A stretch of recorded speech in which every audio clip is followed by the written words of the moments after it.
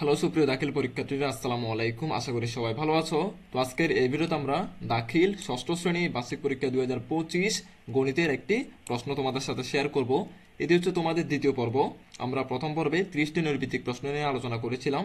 So যারা ভিডিওটা দেখো নাই তারা আগে ভিডিওটা দেখে আসো আগে, কারণ ওই নৈর্ভিত্তিক প্রশ্নগুলো তোমাদের কিন্তু পরীক্ষায় আসবে। ভিডিওর লিঙ্ক আমি ডেসক্রিপশনে অথবা কমেন্ট বক্সে পিন করে দিয়ে দিব, সেখান থেকে দেখতে পারবা। অথবা আমাদের স্কুল স্পিড ইউটিউব চ্যানেলে প্রবেশ করলেই তোমরা প্লেলিস্টে বা হোম পেজে দেখতে পারবে তোমরা। এই পর্বে আমি তোমাদের সাথে আলোচনা করব সৃজনশীল প্রশ্ন এবং সংক্ষিপ্ত প্রশ্ন উত্তর। সো ধৈর্য সহকারে পুরো ভিডিও দেখবা, এবং এখনো পর্যন্ত যারা school speed YouTube channel subscribe করে না তারা অবশ্যই সাবস্ক্রাইব করে দিবে, এরকম গুরুত্বপূর্ণ ভিডিওগুলো যেন তুমি সবার আগে পেয়ে যাও। তো দেরি না করে চলো শুরু করি আজকের ভিডিও।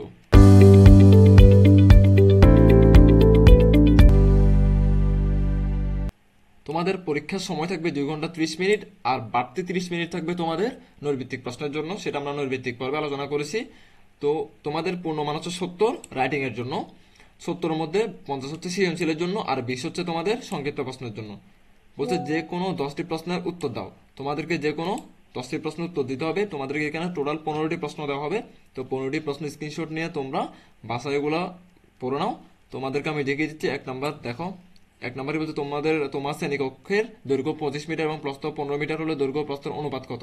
তো 25/15, তোমরা 25/15 দেওয়ার পরে কাটাকাটি করবা, বের হয়ে যাবে আনসার। ঠিক আছে, আমি এখন বলতে গেলে বিস্তারিত অনেক লম্বা হয়ে যাবে, আমি জাস্ট উত্তরগুলো দেখিয়ে দিচ্ছি। 2 নাম্বার উত্তর দেখে নাও, আশা করি জুম করা লাগবে না, যথেষ্ট দেখা যাচ্ছে। এরপরে 3 নাম্বার উত্তরটা দেখে নাও।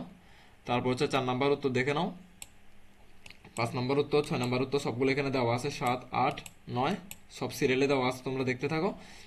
এরপরে তোমাদের আসতে 10, 11, 12, 13, 14, 15 সব দেওয়া আছে, দেখো। এগুলো স্ক্রিনশট নিয়ে না, এগুলো স্ক্রিনশট নিয়ে তোমরা এগুলো প্র্যাকটিস করবা। এগুলোই তোমাদের পরীক্ষায় কিন্তু আসবে। সো ভালো করে এগুলো প্র্যাকটিস করে যাবা। এরপরে আসবো সৃজনশীল প্রশ্ন। এখান থেকে তোমরা যে কোনো 10টা দিবা, একটাতে 2 করে 10 দুগুণা 20। সৃজনশীল প্রশ্ন বলছে প্রত্যেক বিভাগ থেকে ন্যূনতম একটি করে মোট 5টি প্রশ্নের সমাধান করতে হবে। একটি সৃজনশীল 10 করে দেওয়া হবে, 5টা সৃজনশীলে 5 10 কত? 50। ঠিক আছে। তো ক বিভাগ থাকবে পাটিগণিত থেকে। পাটিগণিতে পিতা পুত্রের বয়সের প্রশ্নটা চলে আসছে তোমাদের, এইটা ভালো করে প্র্যাকটিস করে যাও। এটাই তোমাদের পরীক্ষা আসবে, তোমরা এটা লিখে দিবা। ক বিভাগ থেকে তোমরা যে কোনো একটি লিখবা, অথবা ধরো 1 আর 2 এর মধ্যে যে কোনো একটা লিখলে চলবে। তোমাদেরকে 1 অথবা 2 দুটোটাই দেখে না, দুটোটা স্ক্রিনশট নিয়ে প্র্যাকটিস করে যাও। এই দুটো থেকে যে কোনো একটা তোমরা পরীক্ষার হলে লিখবা। এরপরে আসবে তোমাদের খ বিভাগ। খ বিভাগ, এই খ বিভাগ থাকবে হচ্ছে বীজগণিত। বীজগণিতের তোমাদের 2টা প্রশ্ন দেওয়া থাকবে। তোমাদের কাজ হচ্ছে যে কোনো একটা প্রশ্ন উত্তর দেওয়া। তো খ বিভাগ থেকে 3 এবং 4 এর মধ্যে থেকে যে কোনো একটা প্রশ্ন উত্তর দিবে তোমরা। 3 নাম্বার আছে বীজগণিত থেকে, বীজগণিত অঙ্কটা তোমরা করে যাবা। এবং খ নাম্বার দেখো, খ নাম্বারে একটা আয়তকার ফুল বাগানের প্রস্থ দৈর্ঘ্য অপেক্ষা 2 মিটার বেশি। অঙ্কটা একেবারে ইজি। 3 এবং 4 থেকে যেটা সহজ লাগে তোমার কাছে, আই থিঙ্ক 3 সহজ হবে, 4 থেকে বেশি যে কোনো একটা করবা। তাহলে এখানে খ বিভাগ থেকে যে কোনো 2টি থেকে তুমি একটি দিবা, ক বিভাগ থেকে যে কোনো 2টি থেকে একটি। তাহলে টোটাল কয়টা দেওয়া হলো? 2টা প্রশ্ন তোমার কমপ্লিট। এবং গ বিভাগে থাকবে তোমাদের জ্যামিতি।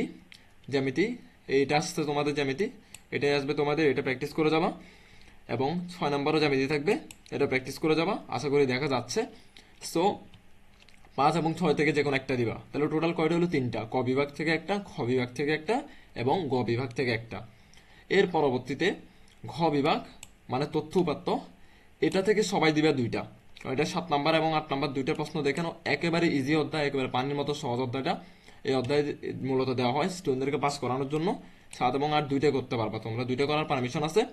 তো উপরে ক বিভাগ থেকে একটা, খ বিভাগ থেকে একটা, এবং গ বিভাগ থেকে একটা। টোটাল কয়টা প্রশ্ন উত্তর গেল? 3টা প্রশ্ন উত্তর গেল। এবং বাকি 2টা প্রশ্ন উত্তর 7 এবং 8 দিয়ে দিবা। মানে ঘ বিভাগ থেকে চাইলে তোমরা 2টা লিখতে পারবা, 7 এবং 8 2টা। তাহলে টোটাল কয়টা? 5টা প্রশ্ন উত্তর। তোমাদেরকে দিতে বলছো কয়টা? 5টা। তোমরা চাইলে অন্যান্য যে কোনো বিভাগ থেকে একটা বাড়তি লিখতে পারো, তবে সেই ক্ষেত্রে ঘ বিভাগে আর 2টা তোমরা দিতে পারবা না।